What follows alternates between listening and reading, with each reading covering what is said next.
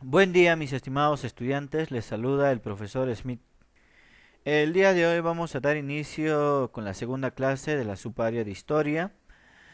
Como ustedes recordarán, la primera clase lo desarrollamos ya en el aula sobre los aspectos generales de la historia, tales como la definición, el objeto de estudio, las características y las fuentes de la historia.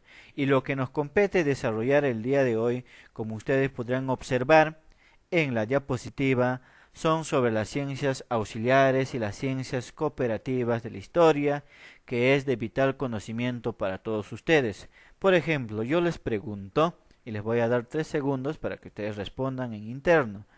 ¿Cómo se llamará la ciencia que estudia las monedas? ¿Mm? Les respondo. La ciencia que estudia las monedas es la numismática, ¿no? Que es una ciencia encargada de estudiar las monedas y las medallas, ¿no? Ahora les hago la siguiente pregunta. ¿La numismática estará dentro de las ciencias auxiliares o dentro de las ciencias cooperativas? ¿Qué opinan ustedes? Les doy 3 segundos. ¿Mm? La numismática está dentro de las ciencias auxiliares porque dependen esencialmente de la historia. Ahora vayamos a la tercera pregunta, ¿no? Lo mismo. ¿Cómo se llamará la ciencia que se encarga de estudiar los restos fósiles petrificados de los animales y plantas? Como podemos observar aquí. 3 segundos. Bueno, la respuesta es que la ciencia encargada de estudiar los restos fósiles petrificados de los animales y plantas es la paleontología, ¿no? Que es una ciencia que se encarga de estudiar los restos fósiles petrificados. Así como hemos descubierto la ciencia encargada de estudiar tanto de las monedas como de los restos fósiles petrificados, el día de hoy, en este tema, vamos a descubrir un sinnúmero de ciencias y disciplinas que necesariamente necesita la historia para poder funcionar como ciencia y para podernos dar datos más precisos sobre los hechos más trascendentes ocurridos en el pasado. Vamos a dar inicio entonces. Bien, iniciaremos entonces definiendo qué son las ciencias cooperativas. Seguro se estarán preguntando, profesor, ¿cuál es la diferencia entre una ciencia cooperativa y una ciencia auxiliar? La diferencia es sencilla, mis estimados amigos. Una ciencia cooperativa es aquella ciencia que no necesariamente depende de la historia. En algunos casos requiere la ayuda de la historia, pero no depende de la historia.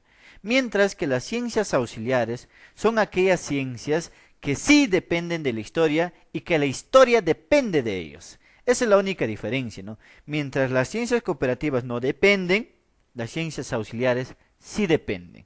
Esa es la principal diferencia que existen entre los dos. Como ustedes tienen ya la separata de este tema que vamos a desarrollar, seguro van a encontrarse con la definición de las ciencias cooperativas, que nos dice que aquellas son aquellas ciencias que tienen un valor científico por sí mismas. En otras palabras, nos está diciendo que son unas ciencias independientes. Nos dice además que algunas veces la historia solicita su cooperación y en otras veces ocurre al revés. Lo que les decía, ¿no? Las ciencias cooperativas son ciencias independientes, aunque algunas veces la historia necesita su ayuda o ocurre al revés. ¿Ok? Entonces, dentro de estas ciencias cooperativas vamos a encontrar algunas ciencias que pasaremos a definir a continuación. Por ejemplo, encontramos la antropología física. Profe, ¿qué es la antropología física? La antropología física deriva de dos palabras, como ustedes pueden observar, antropología. Profe, ¿qué es la antropología? Es el estudio del hombre. Profe, ¿qué es la física? La evolución del cuerpo. Entonces, juntando los dos, la antropología física, como dice en su definición, estudia la evolución física del cuerpo humano, como ustedes pueden observar aquí en la imagen. Observen, ve cómo el hombre comenzó, era cuadrúpedo. Profe, ¿por qué se llama cuadrúpedo? Caminaba de cuatro, mis estimados amigos, por eso ustedes pueden observar cómo el hombre fue cambiando su aspecto físico, ve. Era de 4 y aquí ya comenzó a caminar de 2 de 2 de 2 y obtuvo una forma bípeda que es la que actualmente tenemos todos los seres humanos. Esa es la antropología física. Luego encontramos la economía. Profe, ¿qué es la economía, no? En definición, cuando uno busca en Google, la economía nos dice que es una ciencia que estudia las necesidades del hombre, teniendo en cuenta dos cosas, ¿no? Que los recursos son escasos y las necesidades son ilimitadas, ¿no? Es una definición moderna, pero en el plano científico, en el plano de la historia, la economía es una ciencia que estudia la producción y la distribución de las riquezas, cómo el hombre producía, cómo el hombre distribuía. Es un ejemplo claro, nos muestra la imagen, ¿no? La época del Tahuantinsuyo, cómo los incas producían la papa, el maíz, el haba, el tarwi, y cómo lo distribuían en todo el imperio. ¿Ve? Eso es la economía, eso es lo que estudia la economía. Tercero, la geografía. Dice que la geografía, en definición moderna, es una ciencia que estudia la relación del hombre con su medio ambiente.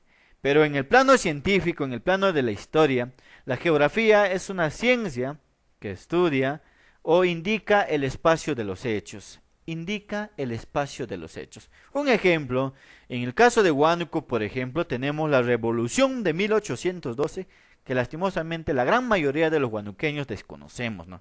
Y ahora, la revolución de 1812 fue un hecho fenomenal. A nivel mundial se estudia eso.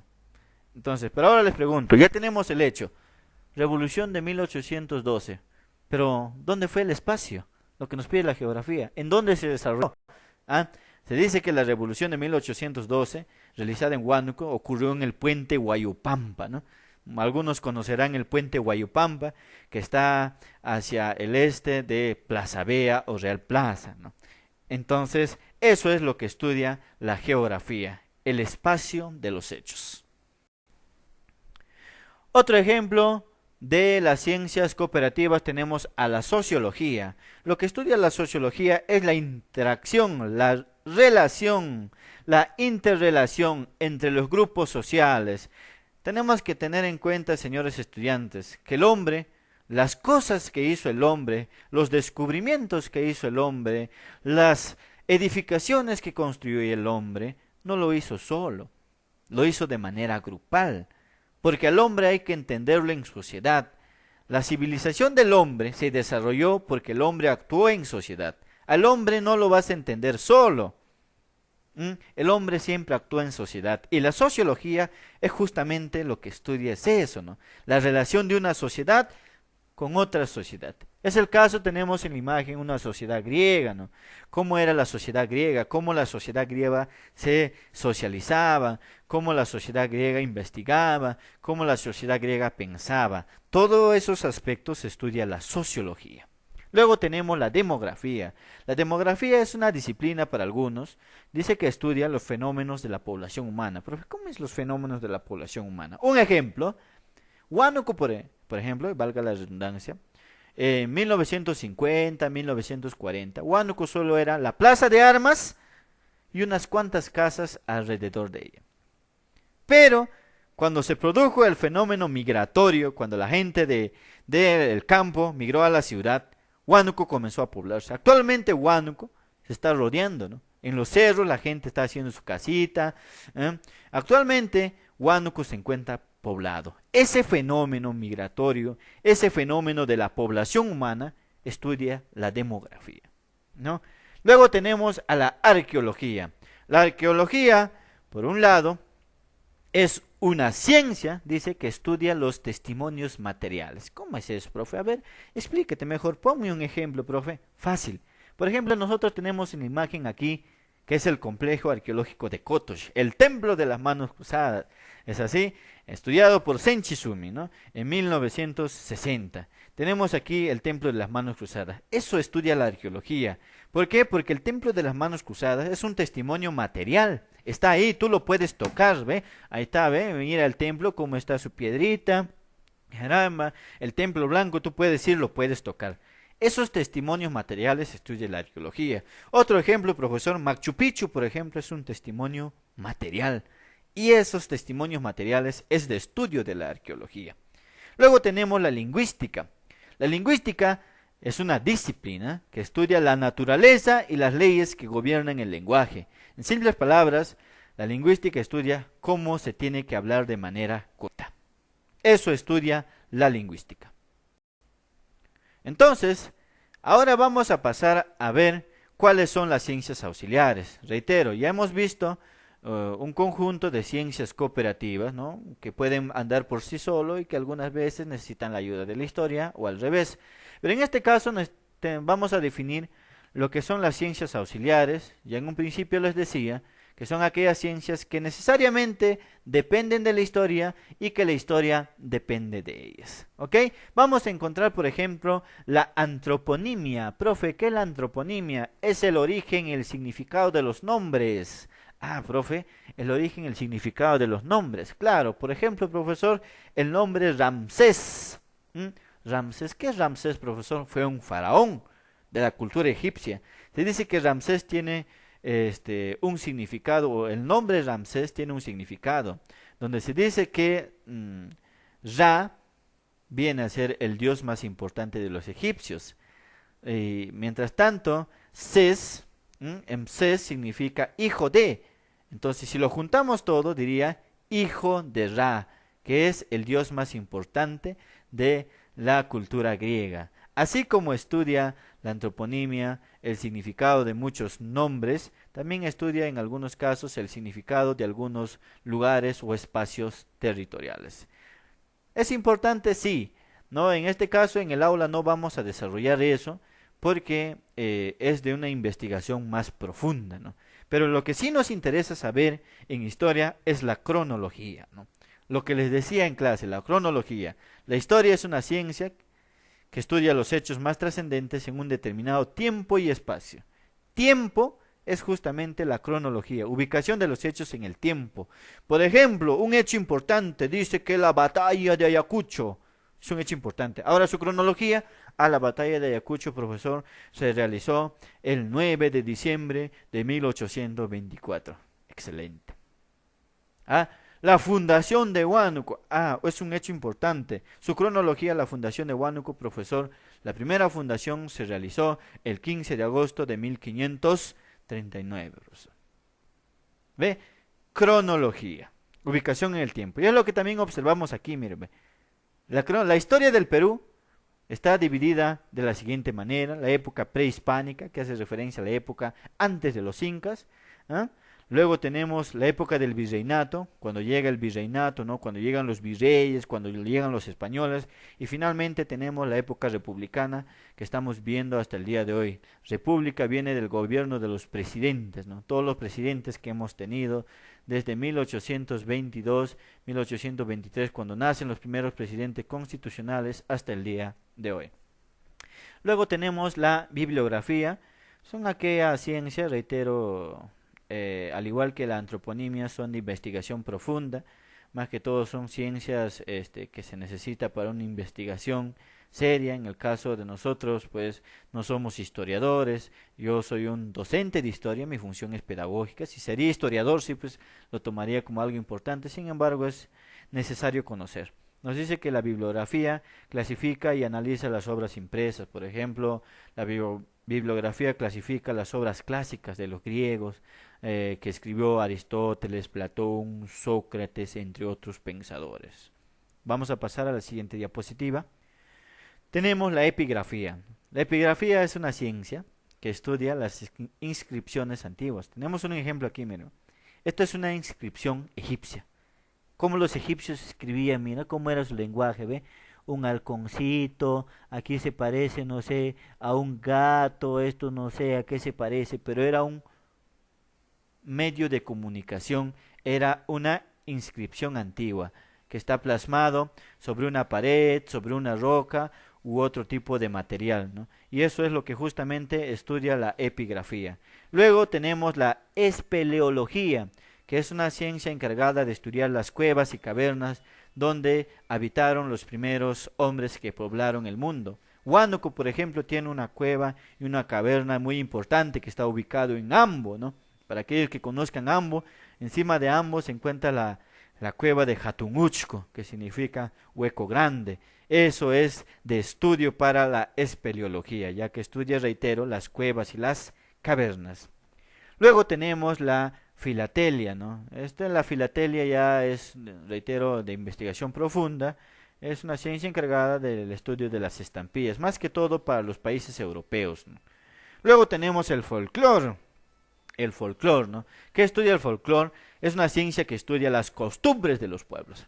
Yo les pregunto a ustedes, mis estimados amigos, si es que se encuentran con su papá o si es que no está, cuando se reúnan, le pregunten a su papá o algún familiar suyo que les diga 5 danzas de la región Huánuco que no sea el Negritos. Les aseguro que la gran mayoría no les va a responder. Huánuco es un lugar que demuestra mucho folclore, tiene muchas costumbres en sus diferentes pueblos, ¿no? Y que lastimosamente lo único que nosotros practicamos es el negritos, negritos para acá, negritos para allá, puro negritos, ¿no? Como podemos observar en la imagen, esto es la danza del tatash, Huamalí es yata, pues mis estimados amigos. Esta es la danza, se puede observar al viejo, junto a su esposa la vieja, acá tenemos a sus trabajadores, este representa la siembra de la papa, donde los pajaritos, carambas, alientan a los trabajadores en la siembra de la papa, pero sin embargo en esta danza va a haber un animal muy malo, que es el zorrillo, que va a rascar toda la papa, se lo va a comer, entonces el viejo y la vieja tienen que cuidar de eso, ¿no? Es una danza muy bonita, el tatash, ¿no? Algunos le preguntan tatash, profe, ¿qué es eso? Excuse me, ¿qué es eso, por favor? ¿Cómo se come? ¿No? Porque no conocemos, sin embargo es necesario conocer. ¿Ve? Eso estudia el folclore, la costumbre de los pueblos. Luego tenemos la genealogía. ¿Qué es la genealogía, profesor? Estudia las generaciones del pasado, ¿no? Por ejemplo, quién fue tu papá, tu abuelo, tu bisabuelo, tu tatarabuelo, de dónde provienen. Eso es lo que justamente estudia la genealogía. Bien, seguidamente tenemos la heráldica. ¿Qué es la heráldica, profesor? Es una disciplina que estudia los emblemas y escudos, ¿no? Esto mayormente ha suscitado en los países europeos, donde para identificar un reino, un condado, un ducado, para representar a un pueblo, se realizaba emblemas y escudos, ¿no? En los países americanos raras veces se ha visto eso y en algunos casi nada. Seguidamente tenemos a la numismática. Esa es la pregunta que se les hizo en un principio, ¿no? La numismática es una ciencia que estudia las monedas y las medallas antiguas. Aquí, por ejemplo, tenemos un conjunto de monedas pertenecientes al Imperio Romano. Por ejemplo, aquí tenemos a un emperador, ¿no? Entonces, eso estudia la numismática. En el caso del Perú también ha tenido monedas antiguas. Una vez de retorno a clase se les va a mostrar algunas monedas antiguas que he coleccionado, ¿no? Seguidamente tenemos a la paleografía. Profesor, ¿qué es la paleografía? La paleografía es una disciplina que estudia las escrituras. Profesor, pero en diapositivas pasadas usted ha dicho que también hay una ciencia que estudia las escrituras, pero las escrituras, la diferencia radica en que las escrituras de las diapositivas pasadas eran escrituras en paredes, en piedras, en muros, mientras que la paleografía estudia las escrituras plasmadas en papeles antiguos, como por ejemplo los libros antiguos, descifrar los códigos antiguos, ¿ok? Reitero, esto también es más que todo utilizado en el ámbito europeo, pero que es necesario conocer. Seguidamente tenemos a la onomástica, que estudia el significado de los nombres de las personas y lugares, pero ya más actualizados, ¿no? También es de uso más que todo europeo. Seguidamente tenemos a la paleontología, que era una pregunta, ¿ve?, referida a esto que se les hizo al inicio de la clase. La paleontología es una ciencia que estudia los restos fósiles, no solo de animales, sino también de plantas. Y la característica básica de la paleontología es que estudia los restos fósiles petrificados. Profesor, ¿qué son petrificados? Que han sido, que están en una piedra, ¿no? No es que nadie los haya puesto allí, sino que con el transcurrir de los años se han convertido en piedra, ¿no? Y esto es muy importante para la historia porque permite conocer qué animales han existido en el pasado, cuáles eran las plantas, cuál era la forma de algunos animales, entre otros. Seguidamente tenemos, y ya para terminar, la sigilografía. ¿Qué es la sigilografía, profesor? Es el estudio de los sellos. Es el estudio de los sellos, ¿no? Antiguamente, por ejemplo, cuando un rey daba una orden, una ley, o cuando querías pedir permiso a un rey, el rey guiaba, ¿no? O algún funcionario del rey te plasmaba un sello y con el sello del rey podías hacer cualquier obra o cualquier mandamiento, ¿no? Y ese tipo de sellos es lo que estudia la sigilografía. Bueno, eso sería todo referente a la clase del día de hoy. Y la actividad que van a realizar mis estimados amigos, la separata ya ustedes lo tienen, porque ya se les repartió, y aquellos que no tienen, favor de pedirme. La actividad que van a realizar es un círculo concéntrico en su cuaderno, ¿no? Con los contenidos sobre las ciencias auxiliares que está en su separata. Profe, ¿y cómo se hace un círculo concéntrico? ¿O por qué se llama círculo concéntrico, profe? Porque es como un circulito, como ustedes pueden observar, ¿ve? Un círculo concéntrico, ¿por qué? Porque en el centro del círculo va el título. En el segundo círculo, los subtítulos. Y en el tercer círculo, los contenidos. Aunque hay algunos círculos concéntricos que tienen un cuarto círculo donde van las imágenes, ¿no? Eso ya es a disposición de cada uno de ustedes. Ponemos un ejemplo, a ver, profesor, con gusto. Por ejemplo, en el título podemos poner el tema que está causando furor en estos días, ¿no? Podemos poner el coronavirus en el título. Como subtítulo podemos poner origen. Como contenido del subtítulo, el coronavirus se originó en Asia, China, en el mercado de Wuhan, aquí, ¿no? Aquí podemos poner a mediados de diciembre y aquí podemos poner posiblemente se haya originado por el consumo de los murciélagos y así sucesivamente. Aquellos estudiantes que tienen el acceso a la impresora, se les va a enviar también vía WhatsApp las recomendaciones como para que hagan un círculo concéntrico, incluido la rúbrica con la cual se les va a evaluar. Eso sería todo y muchísimas gracias.